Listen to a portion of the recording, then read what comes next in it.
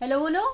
Hello motive hello इधर friends इधर हाँ, hello friends. Let's enjoy my song. Okay okay, अभी सॉन्ग नहीं गा रहे हैं। अभी थोड़ा सा हम लोग क्वेश्चन आंसरिंग करेंगे। What is your name? My name is Arnav Thakur. हाँ, उधर देख के बोलो, अंकल को बताना है अभी। वैसे नहीं चिल्लाते हैं। आपके पापा का नाम क्या है? आपके पापा का नाम? मेरे बोलो। मेरे पापा का नाम बीके ठाकुर है। हाँ, यहाँ देखो। आपकी मम्मी का नाम क्या है? आपकी मम्मी मेरी। का? मेरी मम्मी का नाम बीके ठाकुर, कोमल ठाकुर है। हाँ ओके। आप कौन सी क्लास में पढ़ते हो? मैं 3rd क्लास में पढ़ता हूँ। Very good. कौन से स्कूल में जाते हो? मैं थर्ड मैं कौन से स्कूल में? मैं हाँ ACS में जाता हूँ। हाँ ओके। ऐसे नहीं चलाते हैं। सॉरी बोलो। सॉरी मम्मी नहीं चलाऊँ। जोर से बोलो। सॉरी मम्मी जी नहीं चलाऊंगे। हाँ ओके। अच्छा, काऊ क्या खाती है? घास। अच्छा, घास खाती है। आप कौन सी बिल्डिंग में रहते हो? चंद्र भवानी 18 में रहता हूँ। हाँ ओके। अच्छा, इंग्लिश टीचर का नाम क्या है? इंग्लिश टीचर का नाम बोल दो। इंग्लिश टीचर का नाम बीखेटा कोमल। Okay okay. आपने आज आप पढ़े थे? नहीं पढ़े थे। पढ़े थे आज? हाँ। तो आप आज आपने कौन सा लेसन पढ़ा था? 3rd 1 इंग्लिश बुक में क्या पढ़ा था आपने? एग्जाम इंग्लिश बुक में क्या पढ़ा था? ABCD हाँ। पढ़ा था। अच्छा अच्छा। ओके। ठीक है, अभी आप जाओ।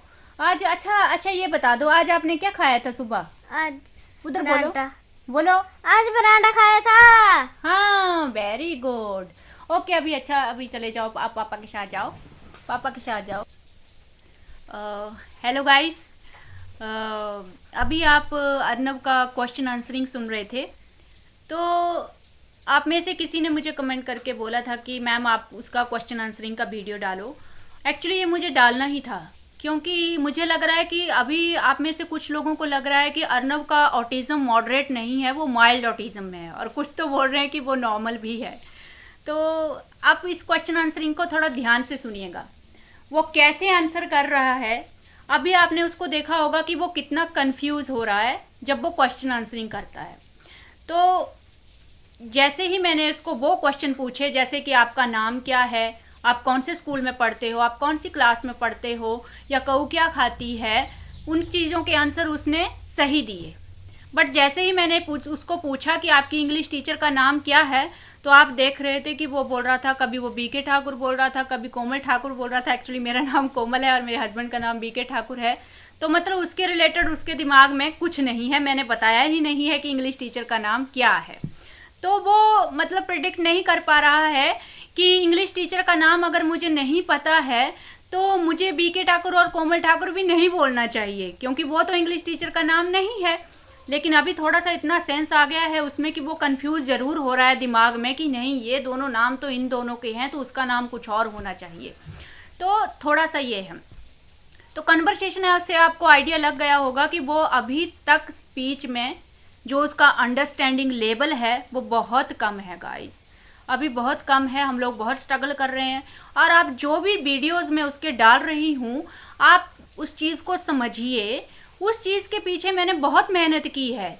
जैसे मैंने इसको ये जो माई सेल्फ सिखाया है, अपनी इंट्रोडक्शन सिखाई है उसको, ये कैसे सिखाई है गाइज, मैं इसको रेगुलरली, मेरे पास एक वाइट बोर्ड है, मैं वाइट बोर्ड के ऊपर हर रोज़ क्वेश्चन उसके लिए लिख के रखती हूँ। अभी जब से वो रीडिंग करने लगा है और राइटिंग करने लगा है, तो मैं थोड़ा सा उसका फ़ायदा उठाने की कोशिश करती हूँ।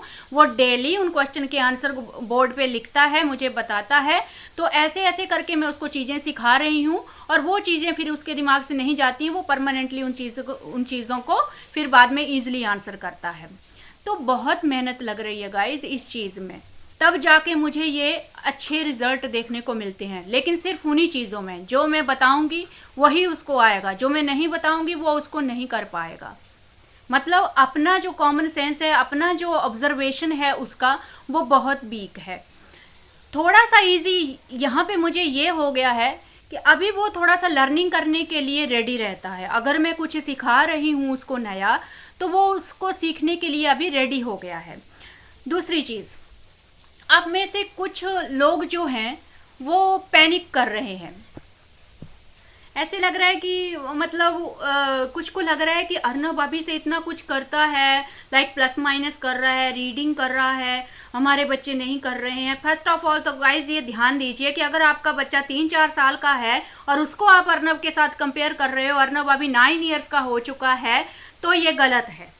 हो सकता है आप में से कुछ बच्चे अर्नब की एज में जाके उससे भी बेटर करें या ब्रिलियंट हो, कुछ भी पॉसिबल है। ये आपके ऊपर डिपेंड कर रहा है कि आप अपने बच्चे के ऊपर कितनी मेहनत कर रहे हैं।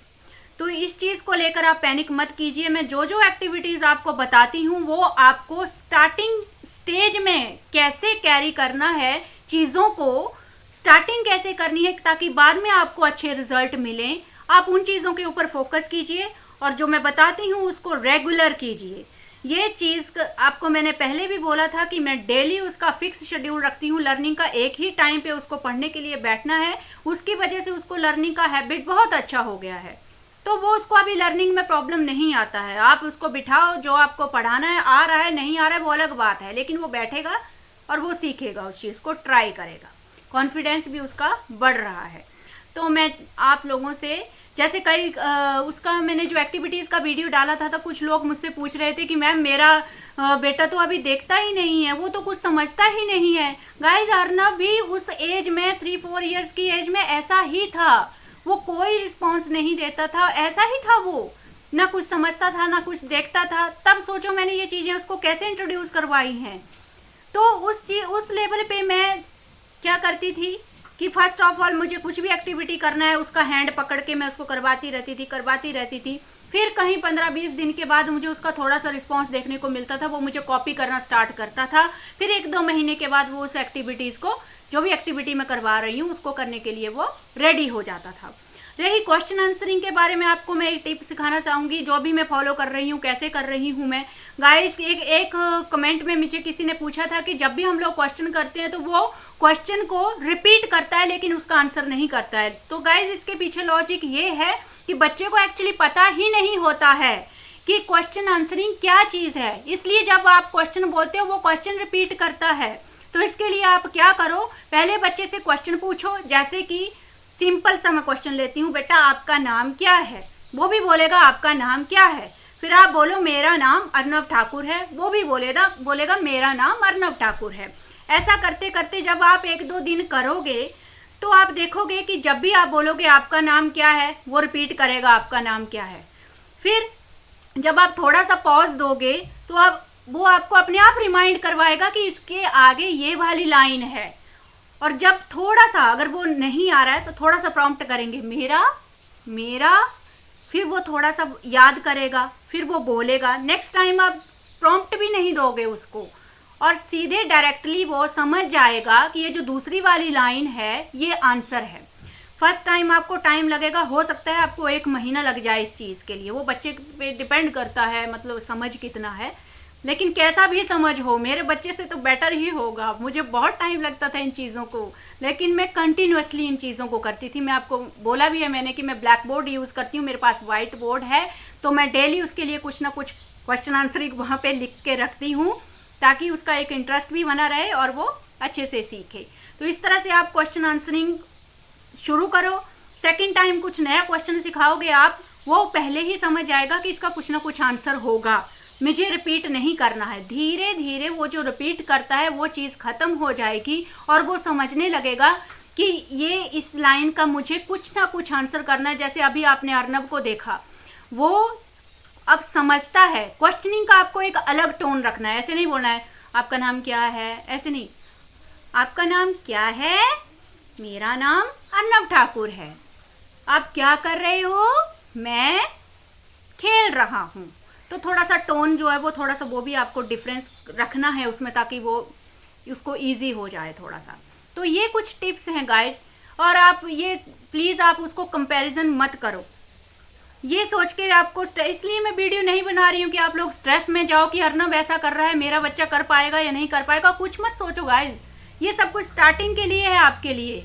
आपको जैसे मैं बोल रही हूँ आप वैसे उसको फॉलो कीजिए, बस रिजल्ट के बारे में आप मत सोचो। अर्नब के साथ तो बिल्कुल कंपेयर मत करो, उसका मेंटल लेवल कैसा है मैंने अभी आपको बताया। अभी वो बहुत कंफ्यूजिंग स्टेट में है, मुझे बहुत प्रॉब्लम आ रही है। अभी उसका जो एक कन्वर्सेशन रहता है उसके ऊपर मैं वर्क कर रही हूँ, डेली वर्क कर रही हूँ। मैं डेली उसकी डेली रूटीन से रिलेटेड मैं क्वेश्चनिंग उसको करती हूँ, सिखा रही हूँ।